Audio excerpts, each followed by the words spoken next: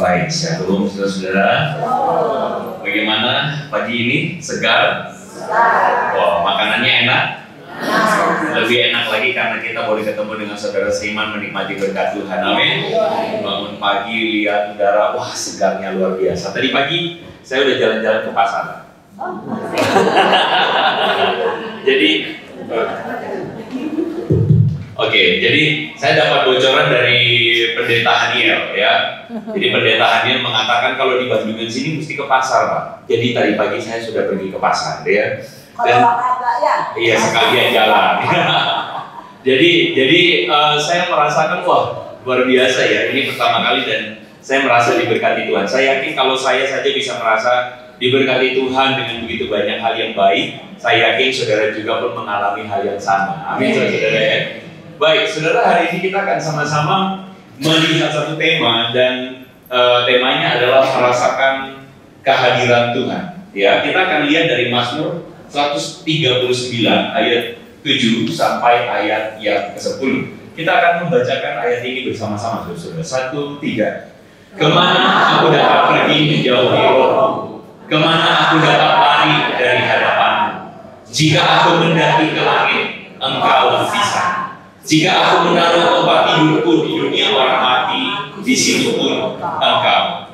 Jika aku terbang dengan sayap fajar dan membuat kediaman di ujung laut, juga di sana tanganmu akan menuntun aku, dan tangan kananmu memegang aku. Saya yakin saudara tahu dengan orang ini, ya, seorang hamba Tuhan, seorang pendeta almarhum. Beliau sudah berpulang berjumpa dengan Bapa di surga, Pendeta Billy Graham, ya. Seorang yang dipakai Tuhan luar biasa, seorang yang melayani saya kira untuk sekian dekade, mungkin sekitar 4-5 dekade beliau dipakai Tuhan dengan luar biasa. Dan beliau ini adalah penasihat dari 10 presiden Amerika Serikat. Penasihat spiritual dari 10 presiden Amerika Serikat berturut-turut. Pendeta Billy Graham. Saya pun pikir bahwa Anda mungkin yang adalah jemaat yang katanya dewasa tadi itu ya. Dewasa, itu pun pasti sudah pernah mungkin mendengar apa yang menjadi korban dari Pendeta Billy Graham ini. Dan kalau saudara tahu, sebenarnya Billy Graham itu dulu tidak dikenal hanya Billy Graham. Dia punya seorang teman, ya, temannya itu namanya adalah Charles Stapleton. Charles Stapleton. Dan waktu muda, seperti waktu umur saya ini, saudara-saudara ya, dan umur saudara juga yang masih muda, saudara. Waktu masih awal-awal, mereka berdua ini dua sekawan yang melayani Tuhan bersama-sama. Jadi mereka ini berkhotbah dari satu kota ke kota lain, saudara. Dan selalu munculnya itu berdua, Billy Graham dan Charles Stapleton. Tapi tahukah saudara bahwa Charles Stapleton di dalam suatu waktu, dia memutuskan untuk menuliskan sebuah buku, judulnya adalah Farewell to God. Selamat tinggal Tuhan, ya. Kenapa selamat tinggal Tuhan? Kalau saudara dengar judulnya aja, wah ini selamat tinggal ini berarti goodbye. Dan itu mengatakan dengan secara tidak langsung buku ini menunjukkan bahwa memang dia akhirnya meninggalkan iman Kristen. Konteks bagi mereka yang ada di US atau katakanlah yang di Barat, mereka akhirnya menjadi ateis. Saudara, Charles Stapleton lalu mengatakan begini, kira-kira dalam satu petikan di dalam bukunya dia mengatakan, bagaimana mungkin ada Tuhan di sana ketika ada kelaparan dan penderitaan? Dia menunjuk kepada penduduk di Afrika, ya. Mereka itu cuma butuh hujan, tapi Tuhan itu tidak ada di sana. Artinya dia mau mengatakan bahwa kalau ada Tuhan, maka seharusnya orang yang minta hujan pun setidaknya Tuhan kasih hujan. Tapi kenapa ada orang yang mati kelaparan, kekeringan, tidak ada hujan? Lalu kemudian disitulah dia kemudian menuliskan buku Farewell to God ini. Perjalanan Charles Stapleton adalah perjalanan yang berbeda sekali saudara dengan Billy Graham. Kalau saudara menebak-nebak loh kalau begitu, Pak, Billy Graham ini dia mempertanyakan hal yang sama nggak? Iya, karena kan mereka sohib. Mereka berdua adalah berteman dan mereka pasti kurang lebih berdiskusi kan? Mereka bertukar pikiran kan? Tapi Billy Graham memilih untuk tetap menaruh percayanya kepada Tuhan. Meskipun dia tidak tahu apa jawabannya. Tetapi Charles Stapleton akhirnya memilih untuk apa? Memilih untuk, no, saya keluar. Kenapa? Karena di mana sih Tuhan ketika penderitaan terjadi? Suatu perjalanan saya menuju ke Bandungan ini, saya mendengarkan podcast dari seorang anak muda. Kalau saudara iseng-iseng, dia punya channel YouTube namanya Gods and Beyond. Jadi dia itu adalah seorang skeptis, bukan seorang Kristen, tapi dia dari agama seberang. Tapi dia akhirnya memilih untuk menjadi seorang ateis. Ya, saya juga baru-barusan ini podcast, nanti malam saya ada live dengan salah satu temannya namanya Kumaila Hakimah juga. Dia juga adalah seorang penghafal kitab seberang, ya. Tetapi dia jadi memilih untuk jadi menarik diri dari kepercayaan akan adanya Tuhan. Karena orang-orang seperti ini, mereka berdua ini adalah orang-orang yang bertanya, Tuhan itu di mana? Kalau tadi anak muda yang tadi saya bilang, yang Gods and Beyond itu, namanya Apriyadi, dia mau undang saya nanti untuk diskusi. Dan dia mau bertanya, kenapa kamu percaya Kristen? Kenapa kamu percaya iman Kristen? Ini bulan Maret tanggal 19 saya akan diskusi dengan dia. Doakan ya saudara-saudara ya. Doakan supaya saya bisa memperkenalkan Injil Kristus kepada dia. Tapi poinnya adalah, dia bertanya, kenapa Tuhan itu mengizinkan penderitaan terjadi? Singkat cerita, dia punya papa, dan papanya itu adalah seorang yang sangat taat beribadah.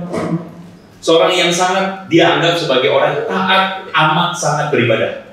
Tetapi papanya itu mengalami musibah dan akhirnya meninggal dunia, saudara. Dan itu membuat dia tidak bisa menerima kenyataan kenapa ada orang baik yang lebih dekat sama Tuhan, tetapi kok kemudian meninggal dunia. Sementara dia melihat kenyataan ada orang-orang lain di luar sana yang kok sepertinya tidak dekat-dekat dengan Tuhan, kok tidak baik-baik juga, kok mungkin ada nipu orang, ya, mungkin hidupnya tidak baik. Kenapa orang-orang seperti itu umurnya panjang? Saya pernah merasakan itu, nggak saudara? Iya kan? Saya tidak tahu saudara datang di tempat ini, saudara mungkin merasakan berbagai macam pergumulan dalam keluarga, rumah tangga, atau bahkan mungkin dalam pekerjaan. Sama rekan kerja, sebagian dari saudara mungkin lagi dimakan sama orang, ya. Saudara tahu nggak orang yang namanya standar kekayaan itu bisa diukur dari makan? Tahu? Kalau orang yang paling standarnya paling di bawah, itu pertanyaannya begini, hari ini makan nggak ya? Betul ya? Berarti belum tentu makan. Itu berarti mungkin sangat susah hidupnya, ya. Tapi orang kalau standar hidupnya naik lagi, pertanyaannya makannya apa, saudara? Hari ini makan apa? Betul. Berarti pasti makan. Cuman nggak tahu makan apa. Ya entah tahu, entah tempe, entah sayur, pecel, ya kan? Kalau lebih tinggi lagi, makan di mana? Makan di mana itu kan, saudara tentu tahu ya. Kalau makan di mana itu kan berarti ya tinggal tunjuk mau makan di mana. Itu artinya sudah lumayan lah ya. Sudah lumayan kalau anak zaman now bilang sultan ya gitu ya. Makan di mana tinggal tunjuk. Restoran bintang 5, hotel bintang 5 tinggal tunjuk. Tapi ada lagi yang lebih tinggi daripada itu. Hari ini makan siapa?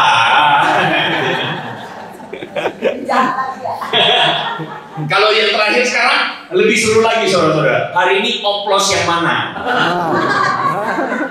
Ayo, tahu enggak? Hari ini saudara-saudara lagi terjadi kerugian negara 200T, hampir 200T, 193 triliun gara-gara dugaan pengoplosan Pertamax. Ya, jadi ada upaya atau kasus yang terjadi, bahkan di Rut Pertamina Patra itu sedang ditangkap sekarang ya. Di Rutnya Vice President, wah remeh-remeh saudara-saudara. Sekarang sudah 9 tersangka, ya hampir 200T. Dan yang bikin kita bingung adalah tuntutannya adalah 20 tahun penjara, denda 1 M. Lucu ya. Tapi ya sudahlah. Hari-hari ini saudara kita melihat ada banyak ketidakadilan, betul ya. Kita melihat seakan-akan sebagai manusia yang hidup dalam kehidupan sehari-hari, saya yakin Anda dan saya kita semua bergumul dalam hidup, ya. Hari-hari ini cari uang susah, betul. Hari-hari ini saudara-saudara kita berusaha untuk ada dalam berbagai macam fase kehidupan. Dari saudara mulai punya anak, ada yang sudah mulai punya cucu, ya kan? Ada yang sudah mulai bergumul nanti anak mau masuk sekolah, cucu mulai kuliah, bayar pakai apa, saudara-saudara. Kita bergumul dengan penderitaan hidup, sakit penyakit, ya kan? Ada yang kemudian sedang bergumul, aduh kok melayani Tuhan, tapi kok sekarang jatuh sakit dan sebagainya. Penderitaan terlambat. Hari-hari ini Indonesia, kalau saudara tahu ada tagar, kabur aja dulu. Ada yang mau kabur? Kita kabur ke Bandungan ya. Kabur ke Bandungan 3 hari ya. Tapi kabur untuk kembali menjadi berkat bagi Cirebon. Amin. Haleluya ya. Tapi anak-anak muda kita sekarang mau kabur aja dulu saudara ya. Bahkan mereka kemarin mengatakan Indonesia gelap. Sudah hidup memang kadang-kadang tidak mudah. Saya selalu mengatakan dulu tuh ya, saya sering dibilang sama papa saya. Papa saya lahir tahun 43. Ya, tahun 43. Beliau lahir pada waktu penjajahan Jepang. Lahirnya di Kebon Singkong, ya. Lalu kemudian dia selalu bilang sama saya, Andri, kau ini enak jadi orang. Kau bisa sekolah, kau makan mudah, gampang. Makan itu pasti ada di atas meja makan. Kau itu enak, bisa sekolah. Hidup aman, tidak ada perang. Kalau zaman papa dulu tidak bisa sekolah, tidak bisa. Dia mulai cerita panjang lebar kali tinggi dan dalam seperti itu. Tanpa sadar saya mengadopsi satu pola yang sama. Waktu saya melayani di gereja lokal, saya jadi pembina remaja. Datanglah anak remaja datang sama saya lalu mengatakan, aduh kok aku capek banget katanya. Kenapa? Iya hari Sabtu, sekolah libur, tapi les dari pagi sampai malam. Les piano, les biola, les balet, les apa aja, merangkai bunga apa aja dilesin saudara-saudara. Bahasa Inggris, Mandarin, bahasa planet Mars juga dilesin saudara-saudara. Waktu mereka ngomong begitu, saudara tahu saya ngomongnya apa? Kamu enak. Zaman kuku dulu tidak ada les-les begitu. Ya kan? Kamu enak sekarang bisa les. Tanpa sadar saya menuding mereka enak, saudara-saudara. Tapi waktu kemudian semakin saya melayani sekarang, saya makin sadar anak-anak kita makin susah. Makin susah loh sebenarnya. Enak sih enak. Mereka mungkin soal masalah makan tidak terlalu pusing ya. Mereka tidak harus pulang sekolah mesti jualan es, betul ya? Kita dulu pasti ada yang begitu, ya kan? Jualan singkong, pulang sekolah, ya. Terus anak-anak kita mungkin tidak begitu. Tapi persaingan hidup sekarang luar biasa. Saya kalau lihat aja saya udah capek. Aduh, saya lihat beberapa teman di Singapura, sekolah di Singapura, mesti pulang, for good. Kenapa? Gak bisa. Persaingannya luar biasa. Di Jakarta setengah mati cari kerja. Wah, saya pikir-pikir, iya ya. Masing-masing orang punya kesusahannya sendiri. Makanya benar apa kata firman Tuhan, setiap hari itu punya kesulitannya sendiri. Setiap orang punya kesulitannya. Setiap orang punya pergumulannya. Dan saya yakin mungkin saudara pun punya pergumulan saudara. Nah di tengah pergumulan seperti itu, kehadiran Tuhan itu terasa sulit. Ya, di tengah pergumulan seperti itu, kadang-kadang kita tuh mengakui bahwa Tuhan tuh kehadirannya tuh sulit dirasakan. Saya tidak tahu saudara ada dalam fase seperti apa dalam hidup. Tapi kalau saudara boleh memberikan semacam judul atau penilaian, saudara merasakan kehadiran Tuhan itu nyata dalam hidup itu seberapa? Kalau dikasih skala 1 sampai 10, 10 adalah saya merasakan luar biasa kehadiran Tuhan. Skala 1, saya kurang merasakan, saya tidak merasakan. Saudara ada di angka berapa? Tidak usah jawab. Coba pikir-pikir dulu. Saudara merasa Tuhan hadir di angka berapa? Gak usah jawab ya. Gak usah jawab ya. Tapi saudara coba jawab dalam hati, iya ya, saya ada di mana ya? Saya ada di berapa ya? Saudara. Nah saudara-saudara, saya yakin saudara punya angkanya masing-masing. Tapi saya ingin mengajak saudara di sesi ini melihat apa yang dirasakan oleh seorang bernama Daud ketika dia menuliskan Mazmur yang tadi ini. Mazmur 139. Dia menuliskan sebuah Mazmur yang sebenarnya ada lagunya. Lagunya itu begini. Kemanakah aku dapat pergi menjauhi Roh-Mu Tuhan. Aku berlari mendaki ke langit, namun Engkau ada di sana. Lanjut. Aku terbang dengan sayap fajar, diam di ujung bumi, namun tangan-Mu menuntunku selalu bahwa ku mendekat padamu. Oke, cukup sampai situ. Suara saya bagus ya, saudara. Bercanda. Tapi lagu itu lagu yang sejujurnya waktu zaman saya remaja, waktu zaman saya SMA, itu lagu yang saya suka nyanyikan. Lagunya bagus sekali. Lagu itu ingin menunjukkan kepada kita, kemana aku bisa lari menjauhi rohmu. Mungkin saudara tidak bermaksud mau lari dari Tuhan, tidak. Tetapi lagu itu bahkan mengatakan, kalaupun kita berlari dari Tuhan, kita tidak akan bisa lari kemana-mana karena Dia ada di sana. Dia ada di situ. Dia ada pada waktu Anda bergumul. Dia ada pada waktu kita menangis. Meskipun kadang-kadang kita sulit merasakan kehadirannya. Meskipun kadang-kadang dalam pergumulan yang panjang kita sulit merasakan kehadiran Tuhan, tapi Dia ada di sana. Dan itu yang dikatakan oleh Daud. Dia yang mengatakan bahwa Tuhan itu hadir dalam seluruh jalan hidupnya. Ayat yang ke-7 dia bilang, kemana aku dapat lari pergi? Kemana aku bisa lari dari Tuhan? Maksudnya mau mengatakan bahwa saudara, Tuhan itu hadir bahkan dalam momen-momen pelarian kita.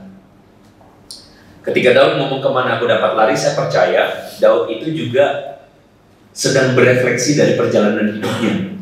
Perjalanan hidupnya itu apa, saudara-saudara? Daud itu sebenarnya dikejar-kejar, betul ya?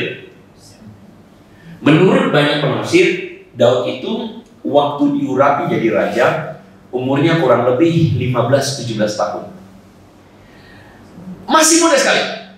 Lalu kemudian Samuel datang lalu mengatakan, bukan yang dilihat manusia yang dilihat Tuhan, betul ya? Tuhan melihat hati. Wah, indah sekali, saudara. Betul ya? Indah sekali.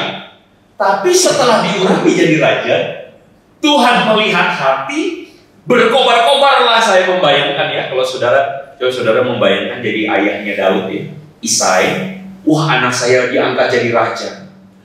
Saudara, setelah itu kapan diangkat jadi raja itu? Bulan depan. Tunggu periode bulan Oktober setelah Pilpres.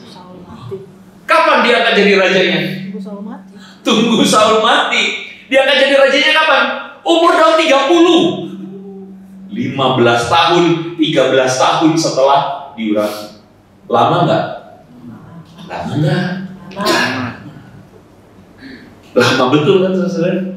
Lama sekali dia menunggu jadi raja. Dia harus dikejar-kejar dulu. Selama belasan tahun, apa yang terjadi? Daud itu berlari dari satu kota ke kota lain. Bukan cuma lari dari satu kota, lari dari satu gua ke gua lain. Ada masa di mana dia lari kepada satu kota, raja kota satu kota namanya saudara Mikal. Di situ dia berpura-pura gila karena dia mau dibunuh sama Saul. Berpura-pura gila. Dia lari dari satu kota ke kota lain sampai di satu tempat ada gunung namanya Adulam. Di situ dia berkumpul dengan orang-orang pelarian. Saya membayangkan setiap hari apa perasaan Daud ya. Orang-orang yang lari kumpul sama dia pun, oh kamu Daud yang katanya mau jadi raja itu. Sudah membayangkan ya? Yang katanya mau jadi raja itu sekarang buronan, musuh negara. Sudah bisa membayangkan nggak bahwa itulah yang menjadi bagian dari kisah Daud, pelarian, lari dari satu tempat ke tempat lain. Saya tidak tahu saudara sedang merasakan fase apa sekali lagi dalam hidup. Apakah saudara ada dalam fase di mana saudara sedang berpindah-pindah? Tidak ada satu tempat nyaman. Tidak ada satu tempat untuk menetap. Tidak ada satu tempat yang bisa saudara-saudara merasakan, aduh betul ya Tuhan hadir di sini. Mungkin saudara sedang lari dari satu tempat ke tempat lain. Tapi itu yang terjadi dengan Daud. Dia merefleksikan seluruh perjalanan hidupnya dan dia mengatakan, kemana aku menjauhi rohmu Tuhan? Kemana aku bisa lari daripadamu? Kalau aku mendaki ke langit, engkau ada di sana. Kalau aku turun ke dunia orang mati, engkau ada di sana. Ngomong-ngomong dunia orang mati itu, saudara, itu adalah cara pandang orang-orang Israel ya. Jadi orang Israel itu percaya bahwa ketika ada seseorang mati, maka mereka akan turun ke dunia orang mati namanya Sheol. Jadi orang-orang itu akan turun semua sampai di sana. Nah, ngomong-ngomong saudara tahu tidak? Kenapa waktu narasi penciptaan dikatakan maka Tuhan memisahkan hari kedua air di atas dan air di bawah? Saudara tahu nggak? Hari pertama kan Tuhan menciptakan langit dan bumi, terus kemudian Dia menciptakan terang dan gelap lewat hari pertama, betul ya? Lalu kemudian hari kedua Dia memisahkan air di atas dan air di bawah. Saudara baca nggak itu? Lalu Dia menamakan garis batas itu cakrawala, lalu kemudian di atas itu air, di bawah air, atas air, bawah air. Orang Yahudi percaya bahwa di langit ini air. Orang Yahudi itu percaya di langit ini air. Kenapa air? Hah? Hujan? Bukan. Kenapa air? Karena warnanya biru. Jadi saya ngomong begini, maksudnya adalah supaya kalau saudara baca Alkitab, saudara tuh harus mencoba melihat bahwa ada konteks budaya di sana. Ya, orang Yahudi belum benar-benar tahu itu di atas itu sebenarnya langit kenapa warnanya biru. Kalau kita belajar dari fisika, kenapa langit warnanya biru? Karena lapisan atmosfer kita memantulkan cahaya spektrum biru, ya kan? Tapi orang Yahudi melihatnya sesimpel di bawah biru, di atas biru. Nah, gitu saudara-saudara. Jadi mereka mengatakan di atas itu adalah air di atas. Nah, itu untuk memahaminya, saudara. Nah, Daud mengatakan sampai ke dunia orang mati, di situ juga engkau ada. Kemana aku bisa menjauhi rohmu? Kalau aku terbang ke sayap fajar, bahkan membuat kediamanku di fajar sana, di ujung timur sana, engkau juga ada di sana. Saudara, ini adalah sebuah realita yang dihadapi.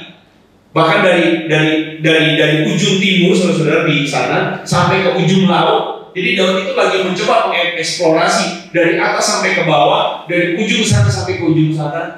Tuhan itu selalu ada. Ingat gak ada lagu sekolah minggu mengatakan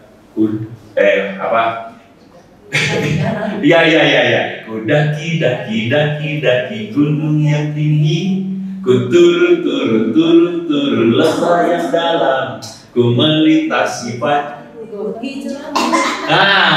Yesus besertaku, di kanan kau ada. Lanjut. Di kiri kau ada, di atas dan di bawah kau ada. Ketahuan saudara, saya udah lama gak ngajar sekolah minggu. Terus saudara, lagu itu mau bilang bahwa di dalam suka ada, di dalam tangis pun Tuhan ada. Tuhan ada di mana-mana. Dan di situ kata Daud, tanganmu menuntun aku. Jadi sebenarnya Daud ini menulis Mazmur ini kapan, saudara-saudara, kira-kira? Sesudah perjalanan belasan tahun pelarian. Sesudah perjalanan panjang Daud lihat ke belakang. Daud ingin mengatakan, ada Tuhan yang memimpin saya. Saya tuh yakin, apakah Daud di dalam pelarian di padang gurun dia akan menyanyikan lagu ini? Mungkin tidak. Mungkin di pelarian di padang gurun itu Daud nyanyinya apa, saudara? Mengapa engkau tertekan, hai jiwaku? Iya kan? Saudara, hari ini apakah salah kalau saudara datang berdoa kepada Tuhan dan saudara berkata, Tuhan, mau sampai kapan? Salah nggak? Enggak salah. Kalau hari ini saudara ada dalam fase-fase yang tidak baik dalam hidup, salah tidak untuk kemudian mengatakan, Tuhan, engkau di mana? Salah tidak? Tidak salah. Asal datang pada Tuhan. Bahkan Daud bilang, lari pun Tuhan tetap datang. Tuhan tetap ada. Ini menariknya, saudara-saudara. Hari-hari ini saudara-saudara ada pemahaman yang keliru, yang seakan-akan tuh mencoba untuk ngomong sama kita, oh kalau kita datang sama Tuhan harus selalu luar biasa, betul? Kita seakan-akan yang mensugesti diri kita untuk mengatakan luar. Iya bagus juga sih, saya kalau dengar begitu saya bilang ya bagus lah gitu ya. Maksudnya kadang-kadang mungkin kita harus menyentak diri kita ya. Udah gak usah bersedih terus, harus belajar untuk bangkit gitu ya, bersuka cita. Bagus juga. Cuman saya ingin bilang bahwa Tuhan itu kayaknya Tuhan yang menerima keadaan kita baik luar biasa biasa-biasa aja atau di dalam biasa, betul nggak saudara? Tuhan itu menerima keadaan kita apa adanya, asalkan kita selalu come closer to Him, mendekat kepada Dia. Bahkan dalam keadaan lemah, dalam keadaan, saudara-saudara, bahkan kadang-kadang kita mungkin mau, aduh Tuhan, mau ngeluh, bahkan tidak apa-apa. Alkitab mengatakan, justru Roh berdoa untuk kita dalam keluhan-keluhan yang tidak terwujud. Kadang-kadang pernah nggak saudara berdoa cuma ngomong Tuhan, udah nggak tahu mau ngomong apa, ya udah Tuhan. Karena apa? Mau jelasin panjang lebar udah capek. Pernah? Pernah? Dalam situasi dimana saking terlalu beratnya. Satu kali saya sedang pastoral, saya datang ke satu keluarga, suami istri sudah lansia. Mereka biasa datang ke gereja membawa anak mereka yang paling kecil, anak yang ke-6 atau ke-5 saya akan lupa. Anak yang paling kecil itu, maaf, sedikit ada kebutuhan khusus. Jadi secara usia sudah hampir 50, tetapi mentalnya masih di bawah anak 10 tahun. Datang ke gereja itu saudara-saudara, dia pakai dasi, kaos terus pakai dasi terus digeret sama mamanya. Dasinya. Begitu. Mereka biasa duduk di belakang dan kadang-kadang kalau dalam ibadah kadang-kadang anaknya ribut. Usianya hampir 50. Saya datang ke rumah, saya besukin. Di situ saya baru tahu ceritanya. Suami istri ini dulu salah satu orang yang terkaya di Surabaya. Punya pabrik kemasan untuk, kalau sudah tahu produk Wings. Nah itu dia punya pabrik kemasannya itu.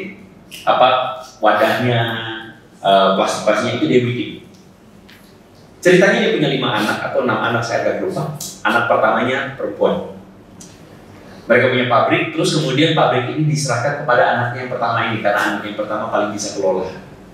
Anak yang pertama menikah dengan suaminya. Waktu menikah, entah gimana tahu bagaimana ceritanya, itu pabrik sudah jadi milik suaminya. Mereka waktu minta share udah nggak ada, jadi pabriknya diambil semua sama suaminya. Anaknya meninggal dunia, punya istri baru. Anak yang kedua pergi ke Amerika. Di sana kena gula, cuci darah terus. Anak yang ketiga, nanti saya agak lupa. Anak yang ketiga meninggal dunia. Anak yang keempat jadi sales tapi hidupnya juga susah. Yang kelima ini yang ini. Mereka hidup bagaimana saudara? Yang dari yang ketiga ini, yang keempat ini, yang sales ini, yang kirimin duit. Karena mereka udah gak punya apa-apa.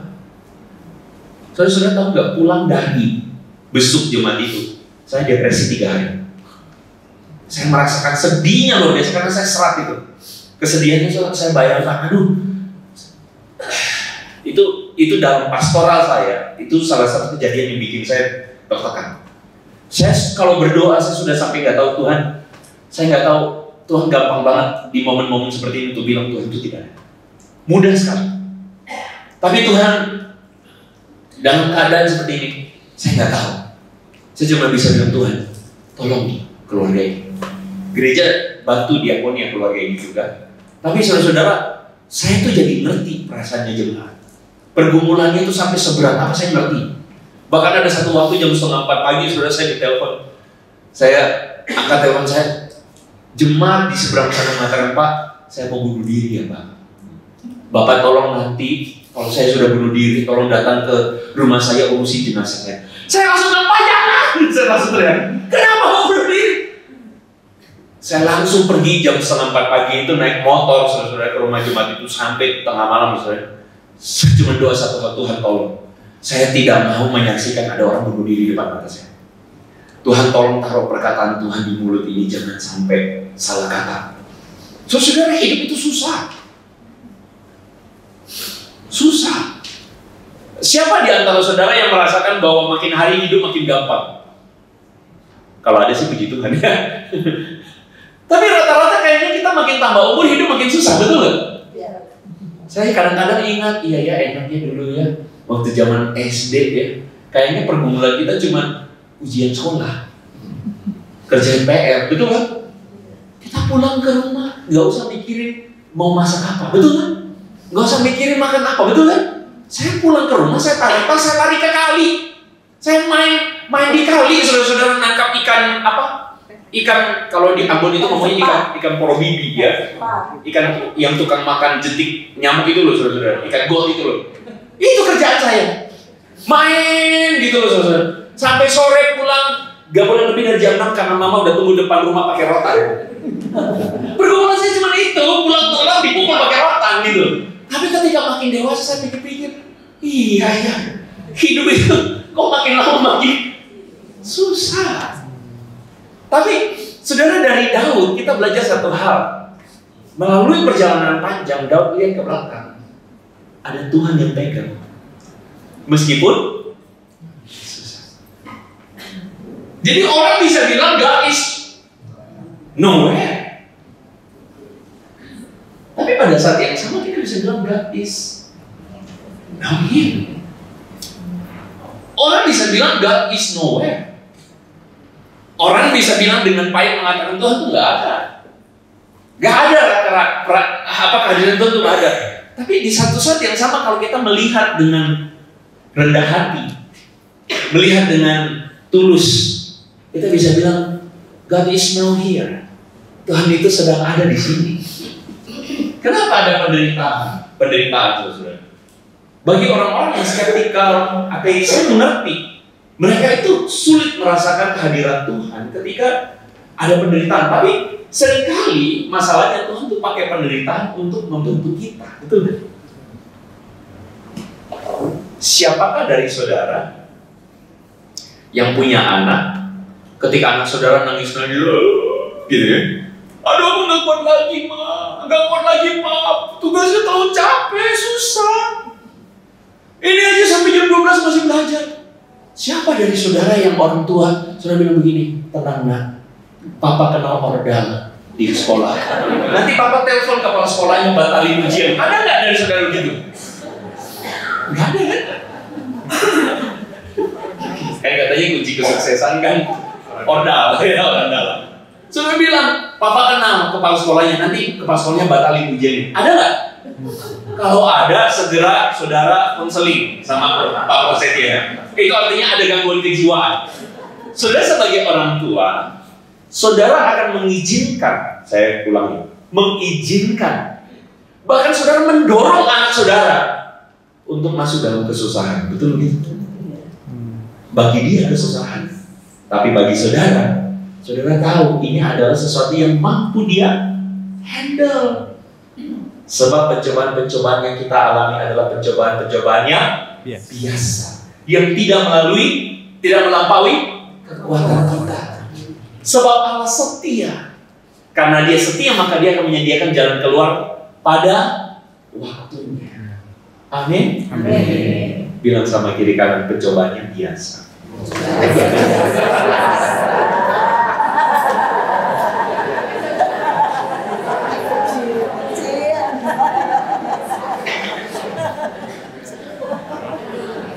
Aduh Pak, biasa, enak Pak, waktu sesi ini Pak ngomongnya, nanti pulang kepikiran lagi ya. Kita sama-sama bergumul, amin. Masing-masing kita pasti punya pergumulannya. Dan pencobaan itu sebenarnya biasa. Artinya apa? Kalau kita saja yang orang tua tahu anak kita itu kita jorokin, ayo masuk ke sekolah ini, ayo ikuti ujian ini, anak kita bilang capek mah, kamu bisa. Kita orang tua aja punya hikmatnya, apalagi Bapa di surga. Makanya kan Tuhan selalu bilang, siapa di antara engkau Bapa tuh anak minta ikan dikasih ular? Siapa yang minta roti dikasih batu? Siapa? Artinya Tuhan mau bilang bahwa Bapa di surga tahu kok sebenarnya. Cuman memang dalam menjalaninya kadang-kadang sulit. Kadang-kadang kehadiran Tuhan itu susah dirasakan. Betul. Tetapi sebenarnya dia sering pakai kita. Penderitaan itu kadang-kadang dipakai Tuhan untuk membentuk kita dengan luar biasa. Kita lihat sama-sama Ulangan 8. 1, 2, 3. Ingatlah kepada seluruh perjalanan yang kau lakukan atas kehendak Tuhan Allahmu di padang gurun selama 40 tahun ini dengan maksud merendahkan hatimu, membiarkan engkau lapar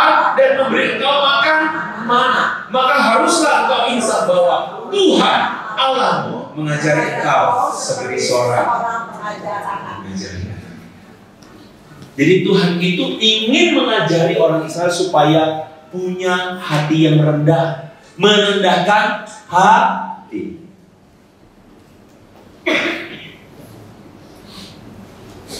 Saudara pernah dengar kasus Papa Pudel? Nah, udah lupa ya.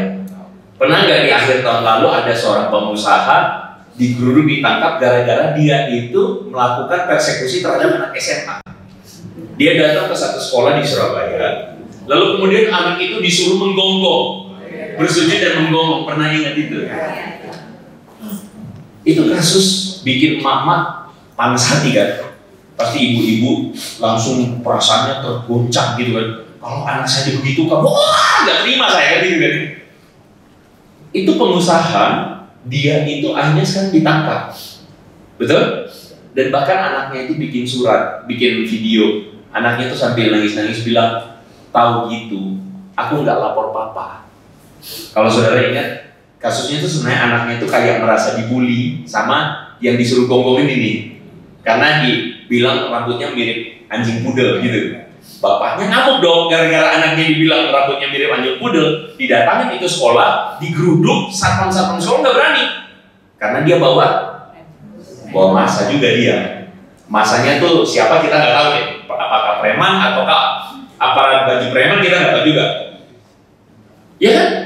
Digeruduk, satpam nggak berani, disuruh gonggong. Kenapa? Marah, anaknya dianggap dihina, ya kan? Nah, saudara setelah dicek ini pengusaha, ternyata dia itu pengusaha klub malam, duitnya banyak, betul ya? Selain duitnya banyak, terus ternyata dia punya ordal juga TNI, kan gitu kan ya? Makanya dia merasa. Nah, sekarang saya tanya begini, ya, menurut saudara, sekarang kan hidupnya hancur nih, orang-orang rekan kerjanya putus hubungan langsung sama dia, kan usahanya jadi hancur gara-gara dia kan, jadi harus diputusin langsung. Sekarang saya tanya nih, kalau dia tidak punya ordal di TNI, berani gak dia begitu? Kalau dia tidak punya banyak uang, berani gak dia begitu? Sekarang saya tanya, ordal dan banyak uang itu berkat atau kutuk?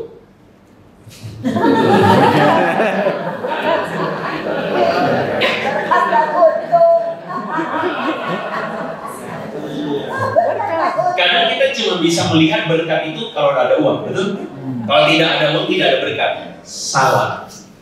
Saya kasih tahu, berkat itu apa?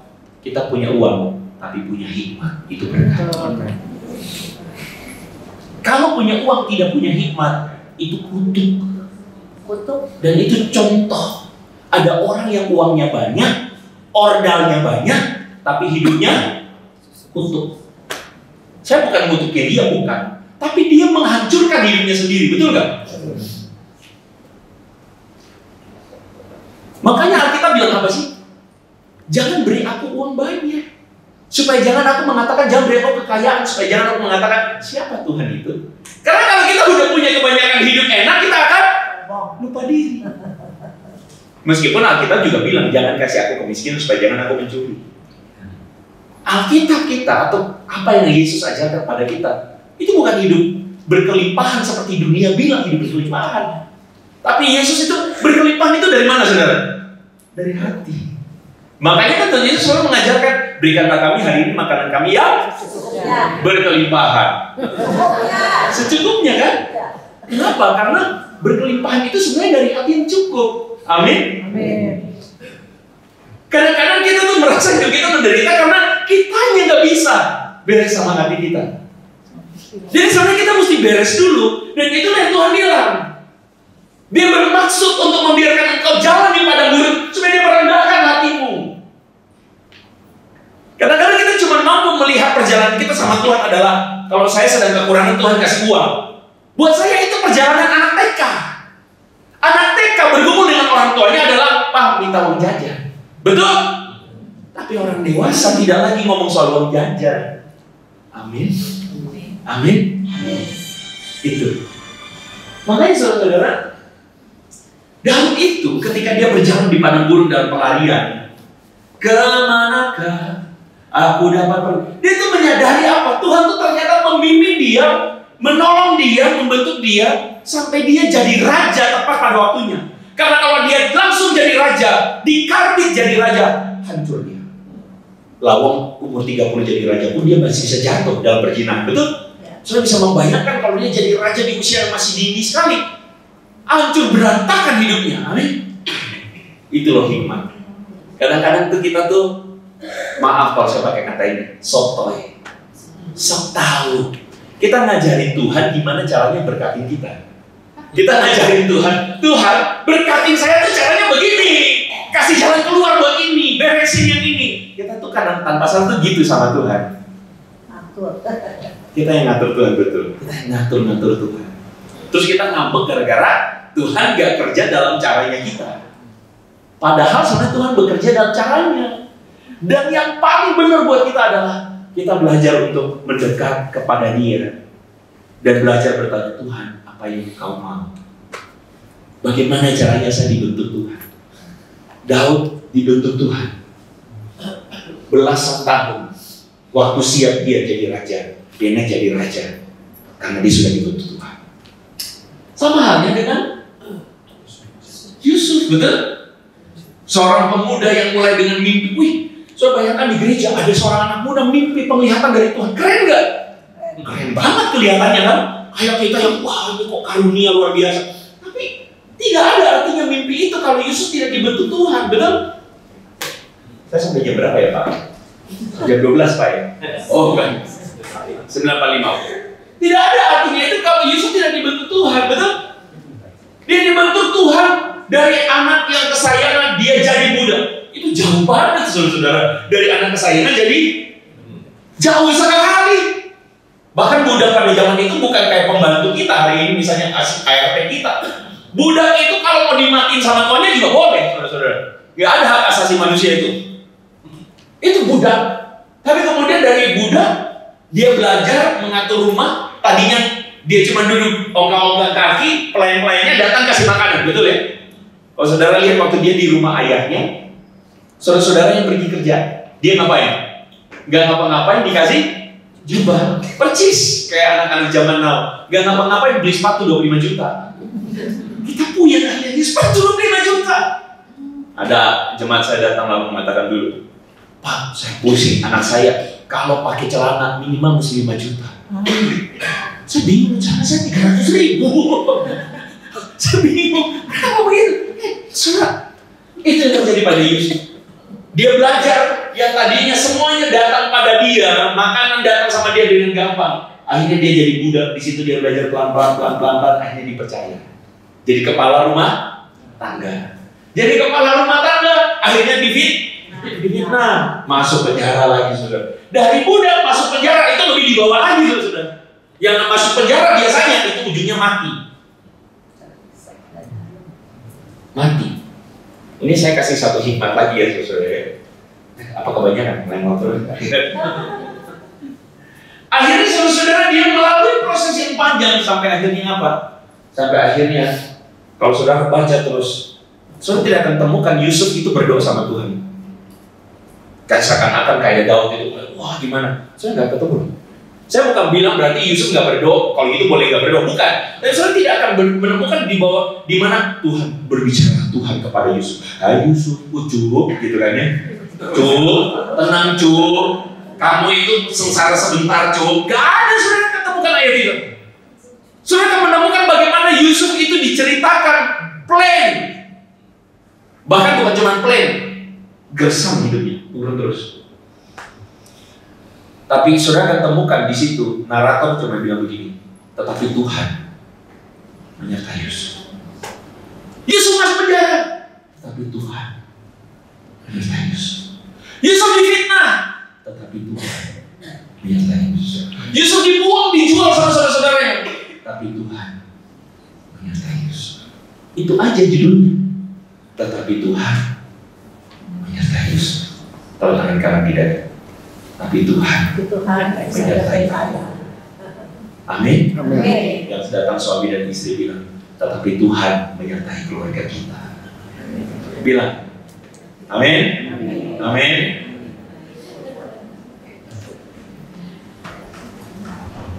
Kadang Tuhan diam. Tadi malam tuh ya, Deus absconditus. Tuhan yang kayaknya tersembunyi, tapi Tuhan juga merevelasi dirinya dengan cara-caranya supaya kita tuh dibentuk Tuhan. Kita tuh ingat Tuhan itu bukan jin botol, jin Aladin, gosok-gosok Tuhan, apa permintaanmu? Gitu. Tuhan tidak begitu. Kadang-kadang saya bingung orang beragama tuh jadi Tuhan kayak jin. Kalau Tuhan dijadiin kayak jin, siapa Tuhannya? Jin. Betul nggak? Tuhan beresin ini. Tuhan kan? Loh, pembantu dia. Siapa yang Tuhan? Kita. Amin.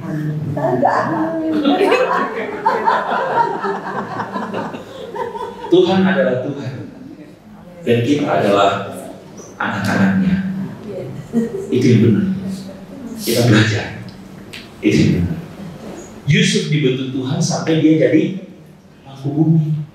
Karena coba saudara bayangkan kalau dia jadi anak ini doang nih, ini doang. Dia udah punya mimpi gak? Betul ya? Tiba-tiba langsung jalan pintas, seret ordal jadi pemimpin. Dia jadi pemimpin apa saudara? Saudara bayangkan dia jadi pemimpin kayak gimana? Oplos minyak pertama, saudara. Karena ordal.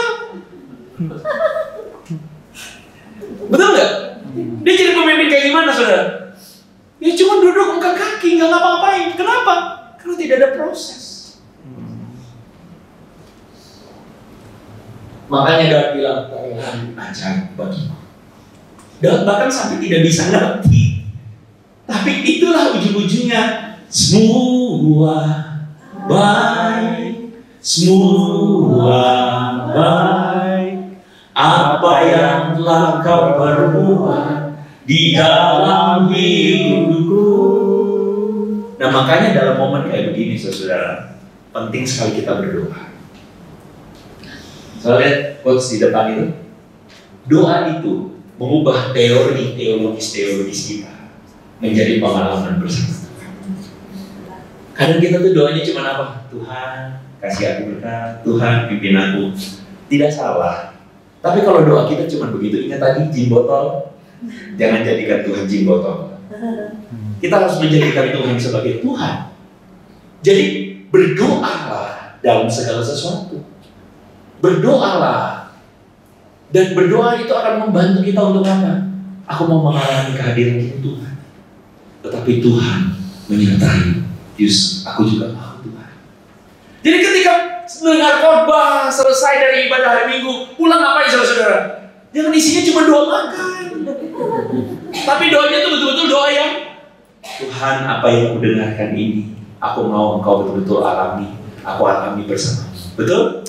Doa itu adalah bagian dari bagaimana kita tuh mendengar terlalu banyak teori teologis. Teori-teorinya banyak banget. Ketemu apa kabarnya? Luar biasa Tuhan baik. Amin. Haleluya. Teori di mulut. Betul nggak? Saya ketemu itu banyak nggak? Ngomong di mulut tuh teorinya banyak. Tapi apakah itu kita alami betul-betul? Saudara bisa sama-sama mengatakan haleluya Tuhan baik. Bisa sama-sama. Tetapi yang satu bisa merasakannya ketika hidup dalam masalah, haleluya Tuhan baik. Tetapi dia itu tuh dua hal yang berbeda. Tuhan baik tetapi pulang ke rumah masih hidup tidak pernah mengalami Tuhan baik meskipun mulutnya Tuhan baik. Tetapi ada orang yang sama hidupnya bergumul, tapi dia bisa mengatakan Tuhan baik karena pengertiannya benar. Karena dia tahu sebagaimana Maliaki mengatakan, sekalipun kambing domba terhalau dari kandang, pohon ara tidak berbuah, pohon anggur tidak berbunga, tapi aku akan memuji Tuhan. Jadi perkataan Tuhan baik itu betul-betul keluar dari pengertian yang benar. Bukan keluar karena saya orang Kristen.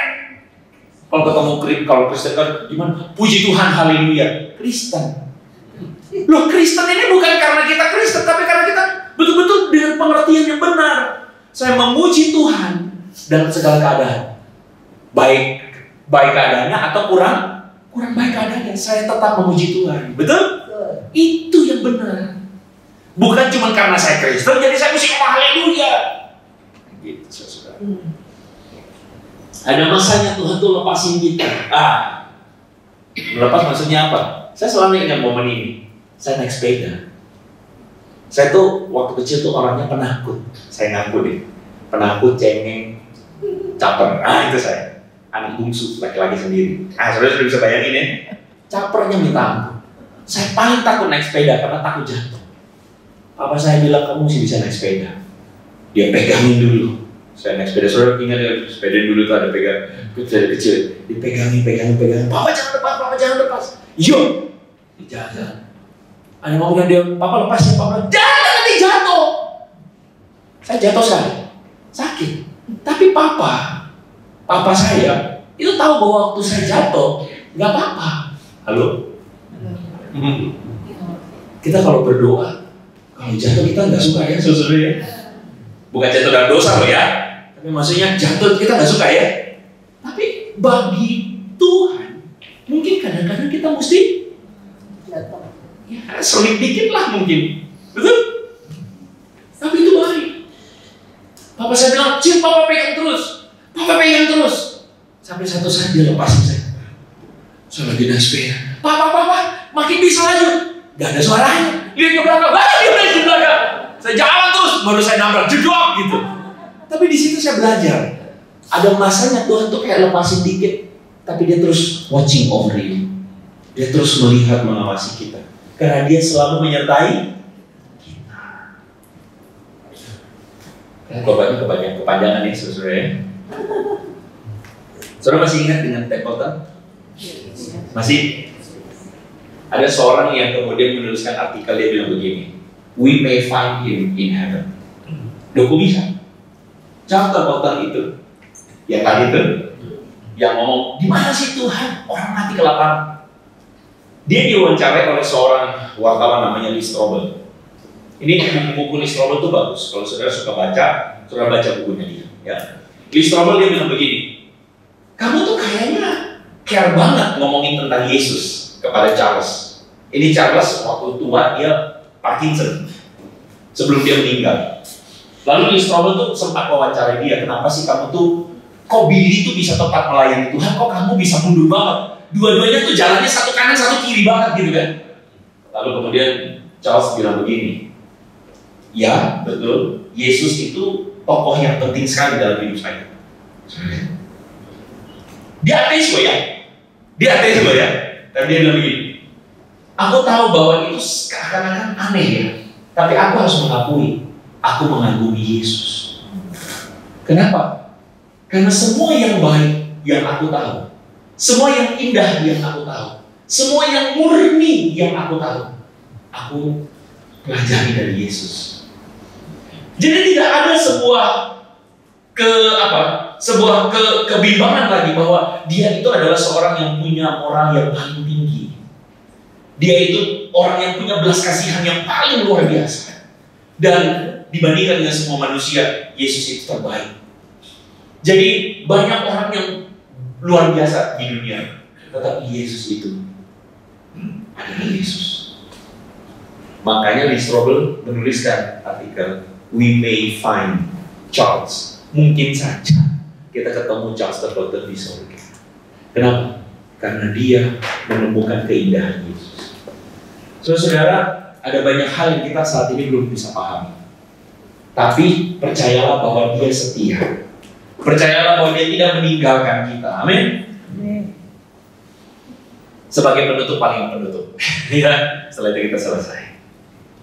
Waktu kecil itu, saudara masih ingat saya anak terakhir.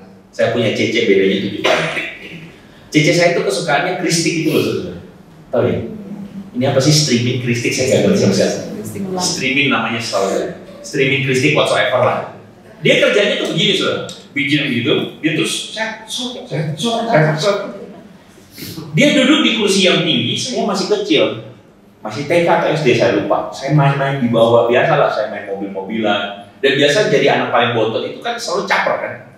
Pokoknya cari ngusilin orang gitu. Saya ngusilin dia juga. Saya bilang, "Cek, lu ngapain sih?" "Berisik lu," kata dia. Biasa kan berantem adik kakak. Dia begini, saya di bawah jelek bener. "Ngapain lu kerjain?" Saya, Kalau saudara tahu ini barang, di bawahnya itu kan berantakan. Gak ada pola kan? Ancur-ancuran kan? Pokoknya gak jelas lah. Dia bilang, lu berisik lu, nanti 3 hari lagi, 1 minggu baru tahu. Saya main aja terus di bawah. Sampai berikutnya saya tahu, ini udah jadi. Saya kagum, bagus kan. Bukan ini ya, bukan ini. Saya nggak punya dokumentasinya ya. Tapi saya di bawah bagus sekali. Bawahnya berantakan kan? Saya tahu nggak, kadang-kadang hidup kita begitu sama Tuhan. Kita dari bawah melihat Tuhan, Tuhan kok berantakan sekali? Di mana sih Tuhan? Berantakan sekali ya semuanya ini. Tapi dia kan janji bahwa semua akan pindah pada waktunya. Dia janji. Dan dia itu adalah Tuhan yang melihat dari surga dan dia bilang, aku ini mengetahui rancangan-rancangan yang ada padaku mengenai engkau. Rancangan damai sejahtera, bukan kecelakaan. Nah kita yang di bawah kayak anak kecil, bocil, kita lihatnya kayak apa? Kecelakaan. Kita lihatnya apa? Berantakan. Kita lihatnya apa? Kacau. Tapi dia melihat dari surga mengatakan, semua baik dan semua akan indah pada waktunya. Mari kita tundukkan kepala kita. Mari kita ambil waktu sebentar, saudara. Adakah engkau dalam perjalanan hidupmu hari ini merasakan begitu banyak pergumulan yang tidak bisa engkau jelaskan, bahkan kadang-kadang tidak mampu untuk engkau tanggung, tidak mampu untuk engkau handle? Dan di momen-momen seperti itu seakan-akan hati ini berkata, Tuhan, di mana engkau? Tapi hari ini engkau telah mendengar perjalanan pahlawan-pahlawan iman yang sebenarnya adalah orang-orang biasa, tapi orang-orang biasa yang menemukan rencana Tuhan di dalam perjalanan hidup mereka. Maukah engkau mengalami perjalanan yang sama? Karena itulah doa menjadi sebuah sarana bagi kita untuk mengalami Tuhan, mengubah segala teori kita menjadi sebuah perjalanan bersama Tuhan.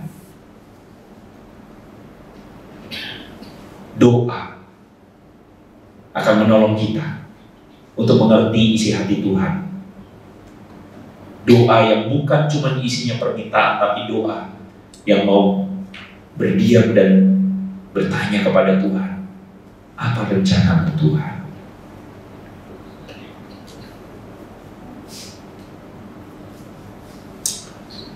Kami percaya Tuhan bahwa Engkau berbicara kepada setiap kami, bahkan di momen lembah kelam, momen yang paling tidak menyenangkan dalam hidup kami. Tapi Engkau sedang memegang tangan kami, dan kepadamu-lah kami berserah. Kami hamba-Mu, jadilah pada diri kami apa yang Engkau kehendaki Tuhan. Kami hamba-Mu, kami hamba-Mu. Berbicara Roh Kudus bagi setiap kami, bukan cuma di sesi ini, tapi juga waktu kami snack, waktu kami berjalan di Selasa, waktu kami sepanjang 3 hari ini, bahkan waktu perjalanan pulang, berbicaralah Tuhan, kami hamba. Di dalam nama Tuhan Yesus kami berdoa. Sama-sama katakan. Amin. Berkati.